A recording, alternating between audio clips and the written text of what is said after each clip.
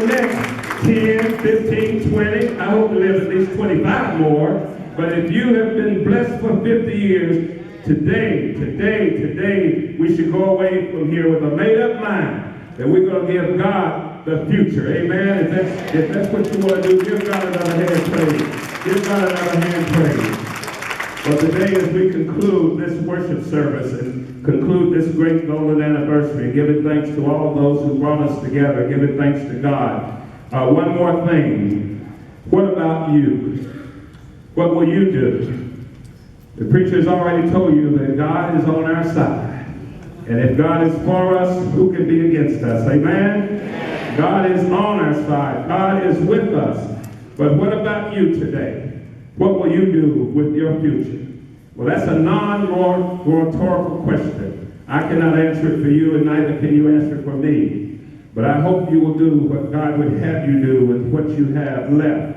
The many years, how many years, I don't know. But I hope you will do your best and give your best. And if you've not given your life to Christ, don't let this harvest pass. Don't let this day pass. Yes, you may be a church member, but church membership does not save our soul. Amen?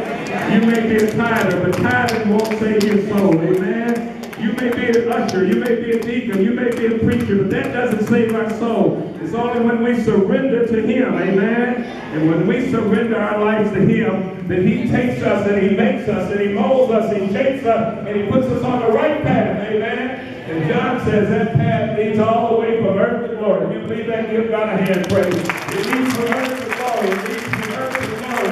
That's the path that you and I want to be on.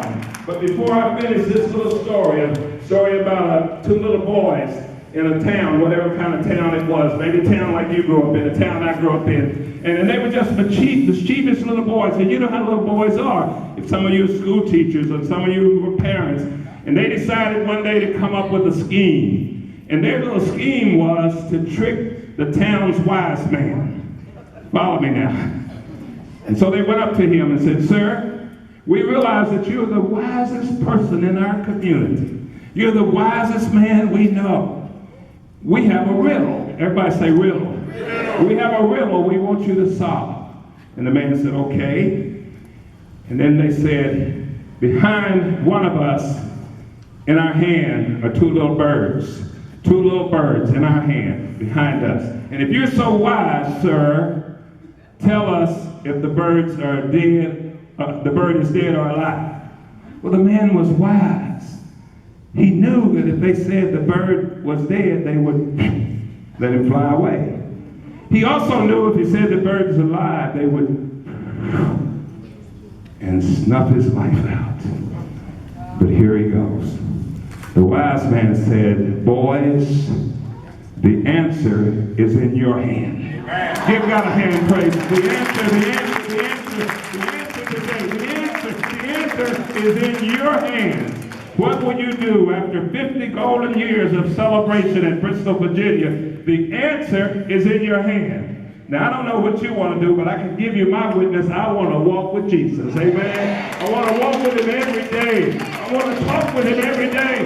I want to go through the valleys. I want to go across the mountains. Wherever the hymn writer says, "Where you lead me, what? I will follow." And why, Brother Kincaid? Because one of these days, and after a while, and by and by, you will see me no more. Amen. And guess what? I'm going to take the wings of the morning dove, and I'm going to fly away. I'm going to a place not made by hand, eternal in the heavens. And thanks be to God, I know where the answer is. The answer is in my hands. If you believe that, give God another hand praise. Give another hand praise. Give another hand praise.